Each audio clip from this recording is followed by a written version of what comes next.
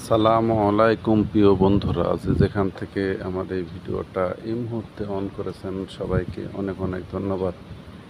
অনেক দিন পর আজকে আবার বাইরে ঘুরতে গেলাম, তো ভাবলাম যে ভিডিওটা এই ভোদর না কি বলে কার এলাকায়, কমেন্টে অবশ্য জানাবেন। আমাদের এলাকায় অবশ্য সম্ভবত আমার সঠিক জানা নাই আর নাম, তাই ভোদরই বলে, মানে মাছ ধরা ধরা খাই।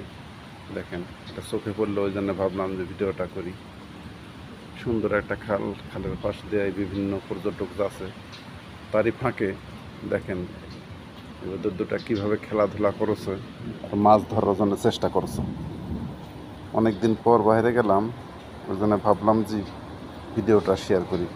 আর জায়গাটার ভিউ এত সুন্দর, দেখেন দুটা দেখতে কত সুন্দর। আসলে হঠাৎ করে দেখে মনে হবে, কিন্তু মনে হয় বড় ইয়েন ধরছে এরকম লাগে, সেরকম মনে হচ্ছে।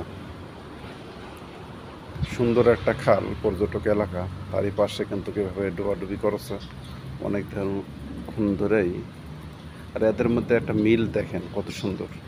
এদের দেখেও মানুষের কিছু শিক্ষা নেওয়া উচিত, একে অপরের সঙ্গে কীভাবে মিলিতভাবে খেলাধুলা করছে বা একসঙ্গে আছে।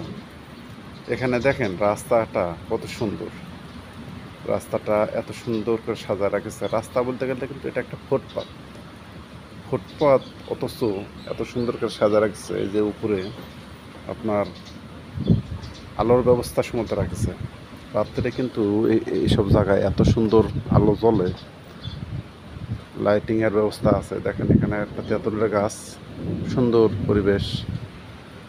ভিডিওটা ভয়েস দেওয়ার সময় আকাশ মেঘলা, একটু করে গুড়ি গুড়ি বৃষ্টিও হচ্ছে। আর একটা জিনিস বিশেষ করে দেখেন, এখানে কিন্তু একটা সেতুর উপর দিয়ে আমরা পার হবো, আমি আর এক বন্ধু। সামনে কিন্তু বান্দরের সিস্টেম দেখেন, বান্দরটা দেখে এমন এক জায়গায় দাঁড়ায় আছে, ওপাশে যে পার হবো তাও সাহস করে কোলাতে পারে না। আমার এই বন্ধুটা আবার বলছে, হেই কিছু করবে না চলো, কিছু করবে না চলো বলে ওই তো যেভাবে হোক চলে গেল পার হয়ে। কিন্তু দেখেন কীভাবে উৎপাদে আছে, ভয়ও লাগছে। আর একটা লোক এই দেশেরই আবার সাহস করে আসা থেকে আমার এই বন্ধুটা আবার সাহস করছে যে চলো কিছু হবে না, চলে যাও চলে যাও যাও।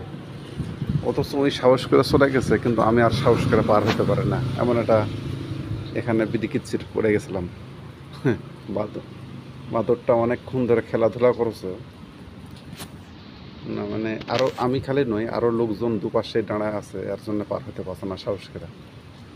আসলে বিভিন্ন পর্যটক এলাকা তো এটা, বিভিন্ন রাষ্ট্রে থেকে পর্যটকেরা আসে এখানে, কিন্তু বাদরটা খেলাধুলা করছে এই জন্যে কোনো পর্যটকেরা বিভিন্নভাবে খাবার দেয়, তো ওই জন্যে একটি খাবার খায় খায় অভ্যাস হয়ে গেছে।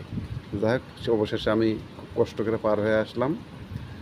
পরবর্তীতে ভাবলাম যে বাদরটা ভিডিওটা করি, তো কী করে লাস্টে দেখেন ভিডিওটা আপনারা দেখতে থাকেন। লাস্টে যে বাদর খিতাবিগুলো দেখেন কি করে। এখানে কিন্তু খাবারের দোকানে সব খাবার জন্যে খাবার নিয়ে বসে আছে, অনেকে খাবার দাবার মানে খাওয়া দাওয়া করছে।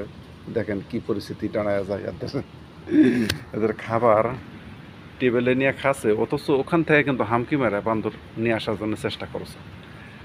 আসলে বাঁদর কীভাবে মানুষের সঙ্গেও ভয় করে না, মানুষ যে আছে ওখানে, মানুষ যে তাড়ানোর জন্য এত চেষ্টা করছে ওখান থেকে, তারপরও কিন্তু ভয় করে না।